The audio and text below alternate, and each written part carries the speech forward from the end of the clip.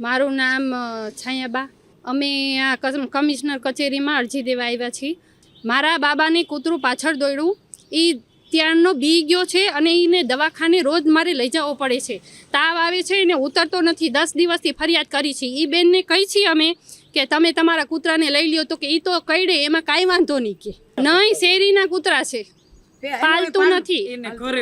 ઘરે બધા હોય ને એ બધા રાખે છે, શેરીમાં હોય ને એ બધા એને પાડ્યા છે. અમારી માંગણી એ છે કે આજે એને કેસ ખોટો કર્યો છે, પાછો લે, અને જો સાચું જોઈ તો એ પૂરા વિડીયો બધા કેમેરાના બધા દીના એ બતાવે. અને શેરીવાળાનો બહુ ત્રાસ દે છે કૂતરાને. એને સમજાવેલું છે કૂતરાને કે તું જા શેરીમાં, અને આવીને વાળી જાય. બસ શેરીવાળાને બહુ હેરાનગતિ કરે છે. અમારે શું બીકના મારે બહાર નહીં કરવાનું? અમારા છોકરાને અમે રમવા નથી દઈ શકતા બહાર. અમારે શું કરવું બોલો હવે તમે? અમે કેટલી અરજી કરી તોય છતાં, અમે અરજી કરી છે તોય છતાં એ બેન માનતા નથી. અમે કેટલી 3 વર્ષથી અમે આ ભોગ સહન કરી છે. પૃથ્વીરાજ સજુભા ઝાલા, જે શુક્રવારે સવારે જે કૂતરાને મારતાનો વિડીયો વાયરલ થયો હતો એ અધૂરી હકીકત છે. સત્ય હકીકત હજી જાણવામાં આવ્યું છે નહીં. જે રીતે એ બેન ક્રીનાબેન પરમાર અને જે એમના કૂતરાનો જે રીતે શેરીમાં સોસાયટીમાં સમગ્ર સોસાયટીમાં જે ત્રાસ છે એનો આખો સમગ્ર વિડીયો જ આવ્યો છે નહીં.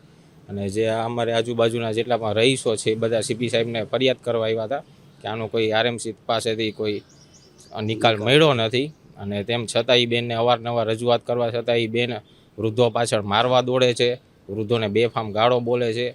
કોઈ વાતે બેન સમજવા તૈયાર છે નહીં. અને જીવદયા ટ્રસ્ટમાંથી જે લોકોને મોકલે છે એ લોકો હાલ ફિલહાલ અમારી સોસાયટીમાં બધાને દબાવવાનો પ્રયાસ કરે છે.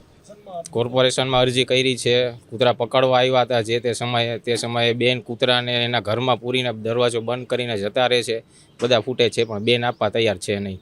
માંગ એ છે કે જે 2 લોકો વિરુદ્ધ બેને ખોટી રીતે ફરિયાદ કરી છે તેમાં અમે એ બેન પાસે પુરાવા માંગીએ છીએ કે સમગ્ર હકીકતને પૂરતો વિડીયો જે છે એ સોશિયલ મીડિયામાં અથવા તો કમિશનર સાહેબ પાસે પોલીસ સ્ટેશનમાં રજૂઆત કરે કે સમગ્ર ઘટના આ છે.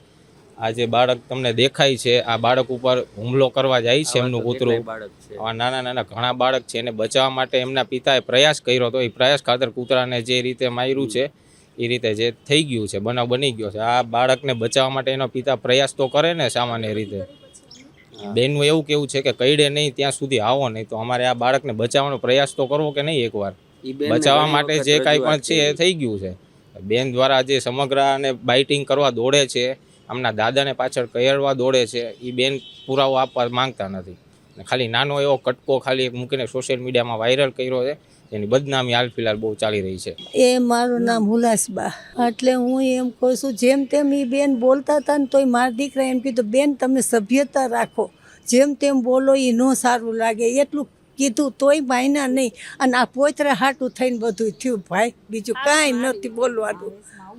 મચ્છર માકડે મારે એવો નથી મારો દીકરો. અમે સ્વામિનારાયણિયા સહી તો એમને એટલી જ ખબર પડે ને કે મૂંગા જનાવરને. પણ આ પોતરા હાટું આ મૂંગો જ છે ને, આ મૂંગું જ છે ને આ જનાવરે આ એમ.